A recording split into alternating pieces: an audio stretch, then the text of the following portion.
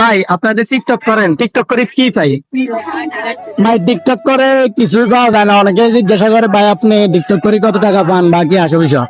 আসলে টিকটক করে কেউ টাকা পাইছে আমি আজ পর্যন্ত শুনি নাই। টিকটক করে সামান্য মানুষের ভালোবাসার জন্য ভাই অনেক কষ্ট করা লাগে, বাট এতটুকুই টিকটকে প্রাপ্য।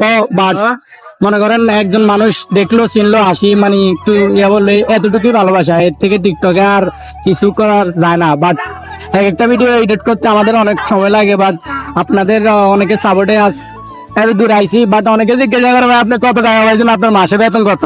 এখন কেউ যদি আমার এই কথা জিজ্ঞাসা করে আমি কিছু না পারি বলি আমার বেতন আমার সব ব্যাংক ভর্তি হয়ে গেছে।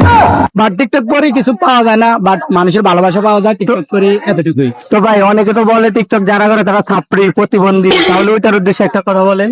বাট ছাত্রী প্রতিবন্ধী কিছু কিছু কন্টেন্ট ক্রিয়েটার আছে, তাদের জন্য পুরো মনে করেন কি টিকটকের বদনাম হয়। হ্যাঁ অনেক কন্টেন্ট ক্রিয়েটার আছে, বাট নাম খুলে প্রকাশ করা এটা একজনের মানে ফিসে কথা বলার সমান। তো বাট আমি চাই না যে ওর ফিসে কথা বলার জন্য।